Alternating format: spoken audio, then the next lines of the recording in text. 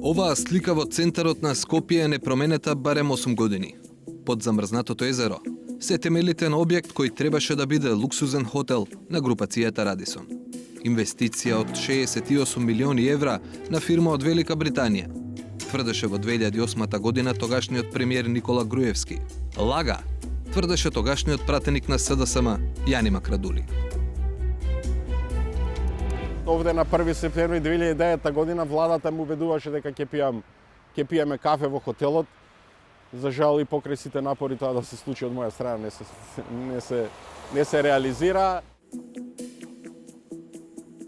Макрадули не само што не доби кафе, туку изгуби и 2 тужби за клевета, зашто неговата партија и тој мораа да инвестираат неколку илјади евра. Но според него, најмногу загубија скопјани и државата. Па секако во центарот на градот едно вакво земјиште е поприлично атрактивно. Под наводници дека тоа ќе биде за некој странски инвеститор, власта го даде за багателна цена. Се покажа тоа дека го дава на фирма која што никад нити работела хотелиерство, нити има такво искуство. Очигледно земјиштето требаше да биде доделено во сигурни раце на дел од фамилијата. Која е употребната вредност всушност на оваа најавена инвестиција, особено со оглед на фактот дека и по 10 години на локацијата нема објект? За жал се виде дека тоа само се покажува и сега. Јасно се гледа дека тоа беше само еден маркетиншки трик, дека Македонија е атрактивна земја за странски инвестиции. За судбината на оваа неостварена инвестиција побаравме став и од властите. Зошто пропадна инвестицијата? Дали државата го искористила правото да си ја врати парцелата и да го казни инвеститорот? Беа само дел од нашите прашања. И по неколку дена чекање, Министерството за транспорт не ни даде одговор. Но јавно може да се провери дека газда на парцелата сега е нов инвеститор, турски Лимак. Веќе 4 години се поминати од нивното ветување дека таму ќе има деловни и стамбени згради. Неизградениот хотел за Драмстор е една од најголемите најавени, но неостварени странски инвестиции во Македонија. Подсетивме на него, бидејќи е дел од првото новинарско истражување кое на едно место ги анализира сите најавени странски инвестиции во земјава во последнава деценија. Авторите, новинарскиот тим на Бирн, ги ставиле сите наоди на интернет страница каде секој може да провери колку фабрики, пари и вработувања биле ветувани, а колку реално се оствариле. Еден од суштинските податоци кои што ги дава ова истражување е дека во последниве 10 години во Република Македонија биле најавени странски инвестиции во вредност од 3,8 милиарди евра. Од нив реално се реализирале само нешто повеќе од половина милиарда евра, односно околу 6,5 пати помалку од она што било најавено.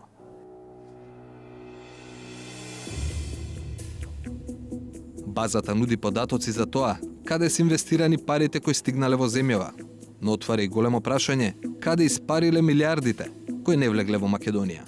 Анализите на новинарите покажале дека и неостварените инвестиции биле од корист. Случајно или не, најмногу инвестиции се најавени во годините кога се бирал нов парламент. За пример, во 2016-та биле најавени 26, а во 2014-та рекордни 29. Во годините кога немало парламентарни избори, има и помалку најави за странски инвестиции. Во 2015-та владата најавила 20, а во 2013-та биле ветувани најмалку 17 странски инвестиции. Иако реалноста е посиромашна од фалбите, со странски пари кои дошле во земјава отворени се десетици фабрики, каде работа нашле 20.000 луѓе. Но и оваа употребна вредност не е чист ќар. Странските инвеститори, особено во слободните зони, не плаќаат речиси ништо во државната каса, а добиваат пари од буџетот како субвенции. Со бројките, колку Македонија директно потрошила на привлекување странски инвестиции, а колку директно добила, активно се занимава Институтот за општествени и хуманистички науки. Главните наводи се дека државата потрошила вкупно 160 милиони евра во овој период за поддршка на странските инвестиции. Странските инвестиции понатаму тие пари исплатиле во тој цел период околу 92 милиони евра за плати, што значи дека државата повеќе им дава на странските инвеститори пари, отколку што тие исплаќаат плати, а во исто време странските инвеститори реализирале нето добивка од 235 милиони евра, односно скоро 3 пати повеќе отколку што исплатиле плати. Но која е тогаш употребната вредност на странските инвестиции, ако и тие што се оствариле, економски, на државната каса и направиле повеќе зијан отколку ќар?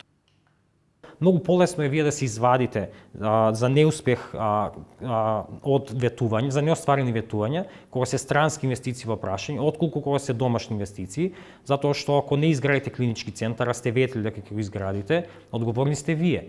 Но ако кажете некоја странска компанија вети дека ќе инвестира во Македонија па се откажа, ќе кажете не сме ние виновни, со брата Рој е виновен, го затворија во Индија, не сме ние виновни.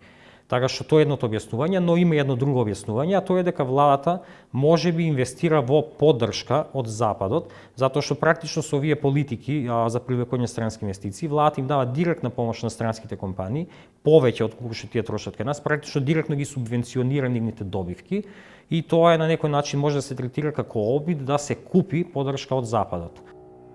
Сите овие дилеми и прашања можеби имаат и друг, логичен одговор, но преку факти тој не може да се провери. Информациите како колку пари и за што добиле одредени странски инвеститори, веќе 10 години е класифицирана информација. Со тоа, строго доверлив е и прецизниот одговор која е вистинската употребна вредност на странските инвестиции во Македонија. Тајната можеби е заклучена, но секое ново истражување се посилно тропа на вратата која еден ден мора повторно да се отвори.